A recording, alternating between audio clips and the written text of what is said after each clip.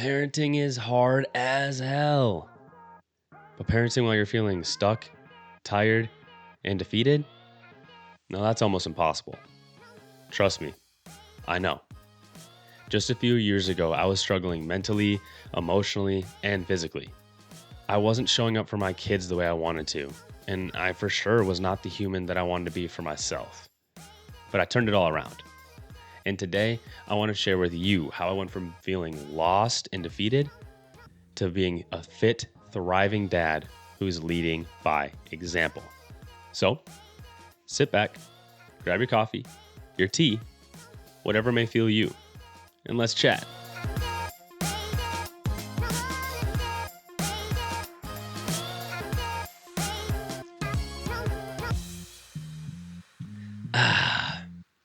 Tell you what, I'm all full of those holiday drinks around this time of year. Hello, everyone.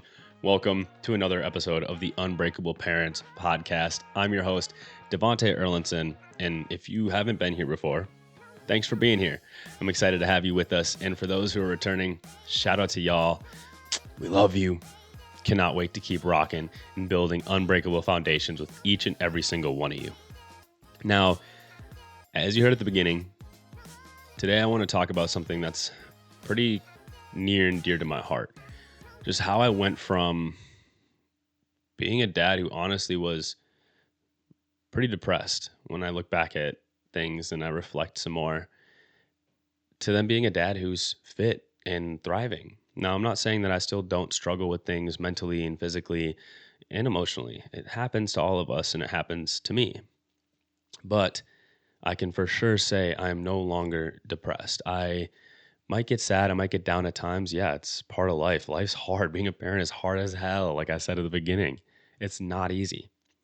But, I hope if I'm able to share some of the things today that have been kind of like actionable solutions for me in getting out of that depressed, overwhelmed, just feeling lost state, I just hope that somebody else is able to do the same for themselves, because that's what I'm here for. As a coach, as somebody in fitness and health who's helping people with their training programs, nutrition, and really ultimately helping high performing parents build unbreakable foundations for themselves and their families, I have to be open and honest about the things that I've went through as well, right? So I just want you all to know that I've been through it. I'm going to share some of my kind of personal struggles and things that I dealt with mentally and physically through that time of my life, and just kind of share with you also those things and the realization I had that got me to make those actionable solutions for myself. So let's get to it, right? Let's do this thing. Now, I'm gonna take a sip of my coffee real quick. If you got your coffee, your tea, do the same with me. And let's chat. So, if you don't know me on a personal level, I said at the beginning, I'm Devante. Nice to meet you. Now, I'm 27 years old as of today, December 23rd, 2024. And this all started, I want to say, back in the military for me when I first became a father. And then it just kind of escalated more so just over a year and a half, or just going into a year and a half ago, when I had 3 surgeries in 1 year, and it was rough. Now, some things that I went through personally, right? Back in 2020, no, geez, before that, I apologize. Back in 2018, my first son was born, and I was in the military. And I was also influenced very easily by people and things around me, whether that was the people I was hanging out with, whether that was the things I was intaking via music, via videos on YouTube, TV shows, whatever it might be. I ended up picking up drinking a lot at a very young age. I want to say 15 the first time I drank, maybe a little bit younger. And then that transcended obviously into the military. And then after I had my first kid, I didn't in the moment realize it. But let me paint a picture for you. So it's hard to talk about even just because you have to kind of talk through these things with yourself and give yourself grace. Because when they are hard to talk about, at least something that I've noticed is it just means I still have a little bit that I'm holding back and haven't forgave myself for. But that's what we're here. We're here to grow together. But so back in 2018, like I said, I was in the military. I was a E3, I believe, at the time, private first class, about to be my specialist. And we were going through some marital things, me and JoJo, for a while. Due on, a lot on my part. It takes two to tango, they say, but I know how to reflect on those things and see where I'm like, okay, well, hey, you weren't being the man you needed to be. So fast forward through that, had our first kid, and through that whole thing, I just didn't realize I was running away from a lot. Now, it wasn't things to do necessarily with my relationship, but things that I have been through in my life from being a kid, things that I didn't even realize at that time that I had went through that didn't even hit me till later in my life. I legit was sitting there one day and just started crying, trying to reflect on things while I was going through those surgeries I was talking about. And, there's some things that happened to me when I was a kid and all these other things getting beat by somebody who, no kid has the right to be beat at all.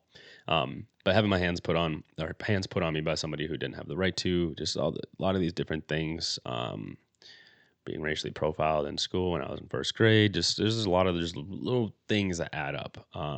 And I'm not going to get too much into detail about all of those. If you want to talk about that stuff more, like I'm always willing, I'm open, an open book. Like I'll sit and chat about all the things I've been through. I just want to use too much time here to go through that. Now, like I was saying, I developed a drinking problem. Alcoholism is the word for it. And I would wake up, go to morning formation at 6 a.m. We'd salute the flag, and then we'd do PT. I'd go home, I'd shower, and I would pour up 2 shots of whatever my drink of choice in my coffee.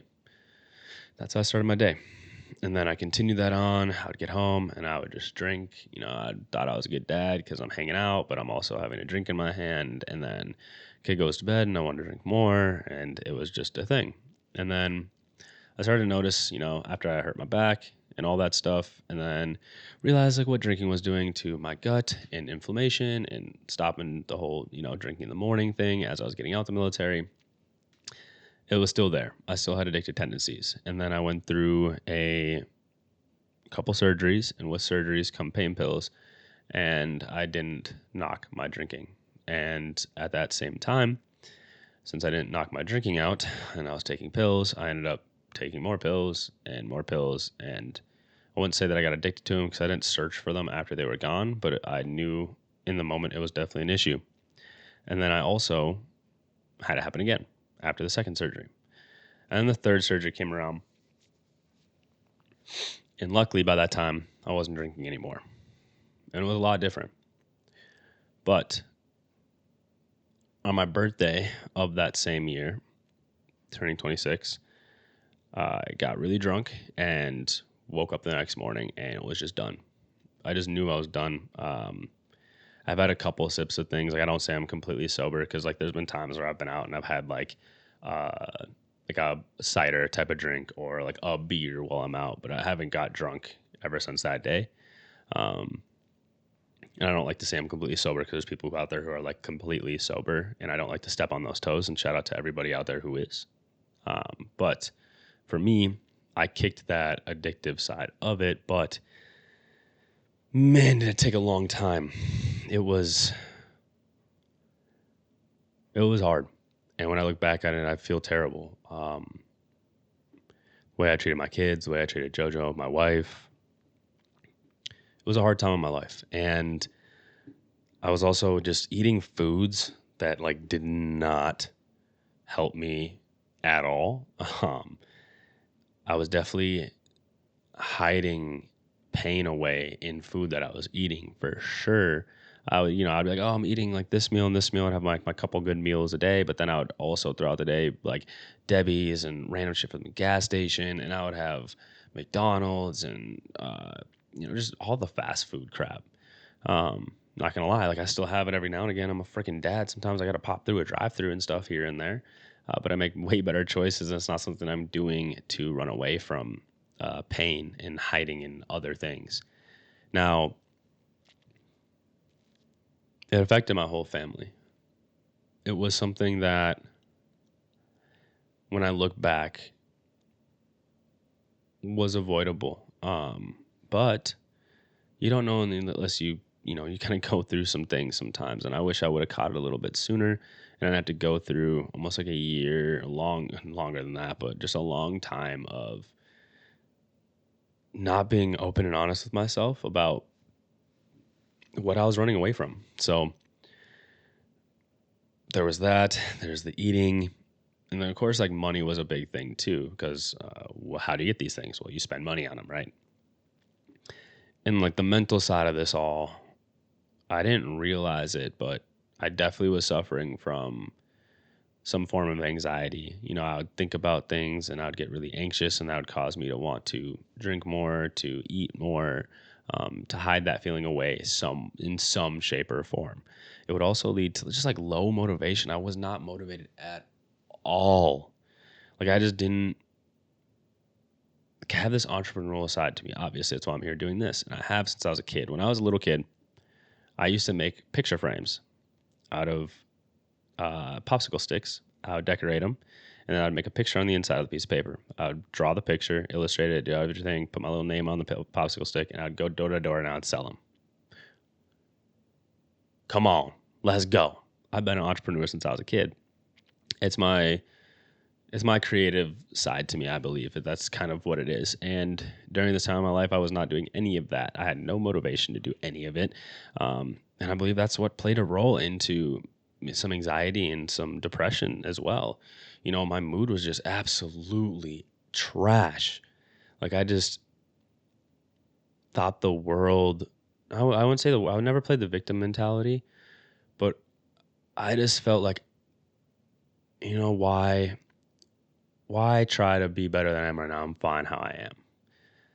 Not realizing like how far off I was from the man I really wanted to be, and how that was probably playing a role into me taking part in the things that I did not want to take part in. So, yeah, it was hard. It was really hard on me, on my kids, on my wife, on my mom, my grandma. It was hard on everybody. And honestly, it was a constant battle, and it still is to this day. I wouldn't say so much the drinking or the pills or anything like that, but just controlling those thoughts and directing that energy in different ways. The food thing is still a thing for me. At times when things get really stressful, I'll kind of put my goals to the side and just be like, whatever. And the effort switch will turn on. That's definitely still a thing for me. It's an ongoing battle. And that's what I think therapy is for. I'm going to get back into therapy myself. That's why I'm getting a psychology degree. I want to understand this stuff a lot deeper. But I just tell you this stuff because I want you to know I went through it. Like, and through that time too, I had gut aches, I had increased inflammation, which then made my back hurt way more. And ultimately, like, I just had poor habits, which equaled poor health. Like, it was that simple. Like, it just wasn't where I wanted to be. It wasn't the human I wanted to be. It wasn't the father I wanted to be. I just wasn't showing up for myself at all. And one day I realized, when I was recovering from my ankle surgery, my kids, Arlo and Ash, I love you guys. Thank you for this too. They got really sad because I couldn't do anything with them throughout summer.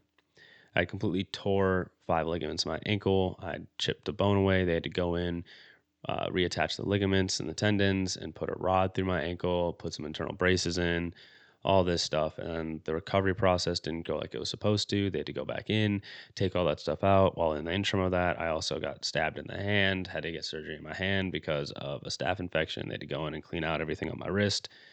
It was a whole thing. So I couldn't really do much. And my kids were really hurt by it. And they never brought up the drinking or anything like that. But one thing that hit me when they brought that up was that fact of like, okay, whoa. If they're feeling like this and expressing that I'm not showing up for them,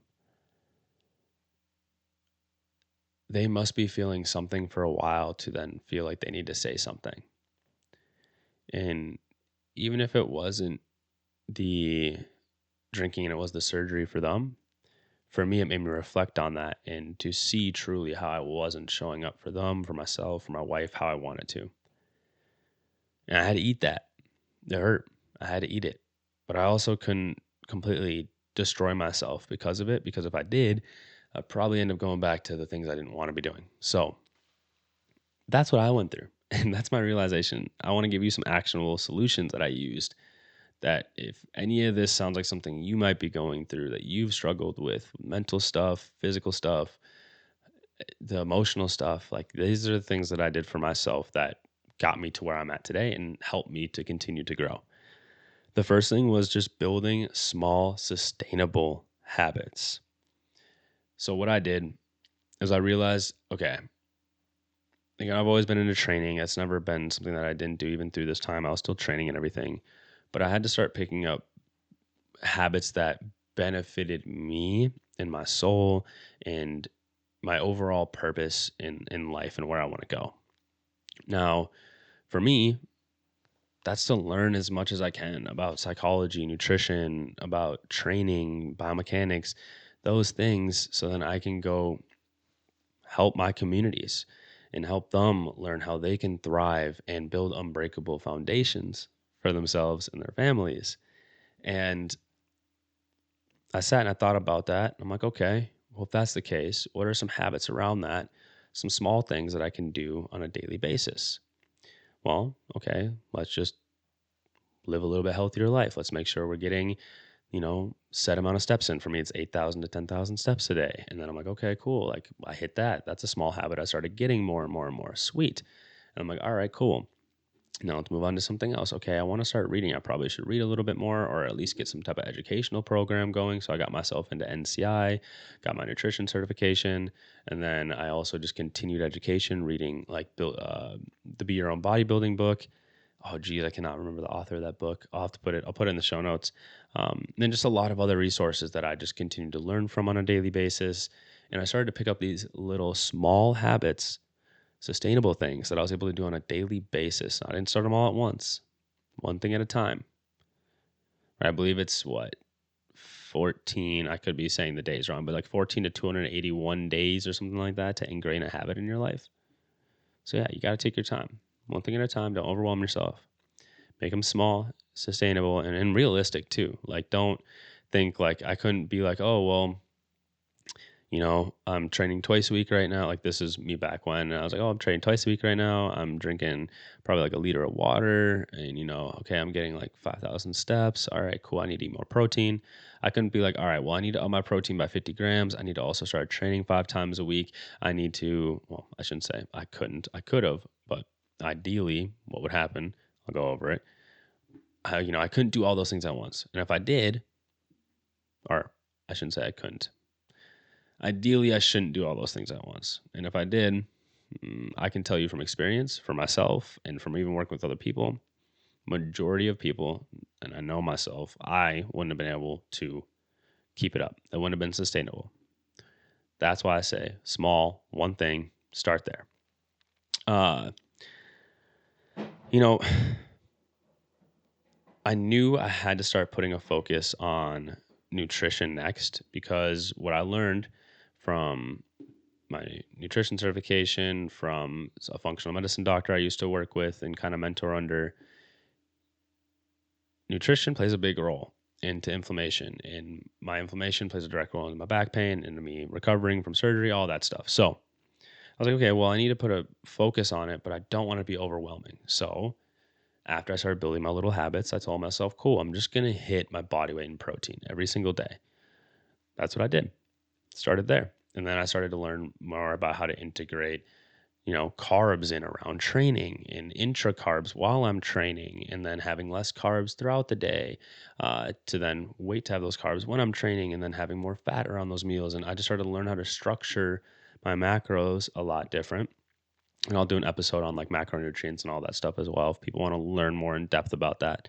But I didn't make it hard. I started one thing, focused on that, and I grinded that out for like a month. I showed myself, okay, cool, I can hit this protein target for like a month straight. I did it from pretty much all whole foods. Yeah, a little bit of shakes here and there, but I did a pretty good job. I'm like, okay, cool. Now I can start doing all these other things. And it was a slow process, but I got there. And then the last thing was I prioritized my mental health, last but not least, in this case situation for sure. And this came down to, me having to journal. I had to journal every single day at first in order to get myself out of that rut into a more positive place. And something I'm working on right now is still journaling when things are going good.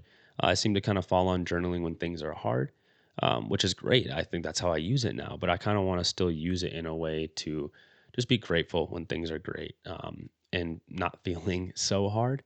But that's something I had to do. I had to journal. I had to really put and prioritize my mental health first. Like, I had to come first, because if I can't show up for myself in that way, there's no way I'm going to show up for my kids or my wife at the end of the day. It's just not going to happen. Not the way that I want to, and I'm, going through some things right now with work and with business and all that, where it's like really important for me to be very present in those moments with my family right now. And I'm struggling. And I have to fall back on that journaling stuff. And that's why I kind of say I want to keep it up every single day, regardless if things are going good, because things can change very fast as a parent. Like, it happens, especially people who are high performers. Like, you're that stay-at-home mom who's juggling two different kids from school to school and from practice to practice, all this stuff. And then boom, something crazy can happen in life. You're the dad who's a operations manager or a CEO at a company, and you're helping grow this company and grow a team and all this stuff. But then boom, on the back end, something crazy happens with the family. It happens. And that's why I say prioritizing mental health. And that was kind of like the first little small sustainable habit I took, right? Was like, I believe that was the first thing I did, was journaling every single day. Like, that was what I did. And then it was like the steps and the movement. And then it was focusing on the food. And then the training started getting better and all that stuff. So just to recap, if you're, first thing I want to say, disclaimer, I'm not a psychologist. I'm not a therapist. If you're going through really hard mental things, please don't put it to the side like I did. Luckily, I have a great support system. My mom, my wife, my kids, like, they got me through it. I'm very lucky, but I know not everybody has that. So please go talk to a professional if you need to. Now, if you feel like you want to start taking steps for yourself, I hope some of these things are something that maybe you can look into for yourself, or talk to a therapist about, and maybe help have you build small sustainable habits.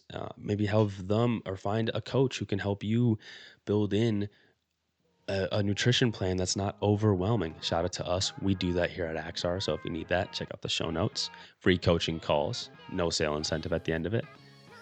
And then prioritize your mental health as much as you can. I know as a parent, especially as high performers, we're all over the place.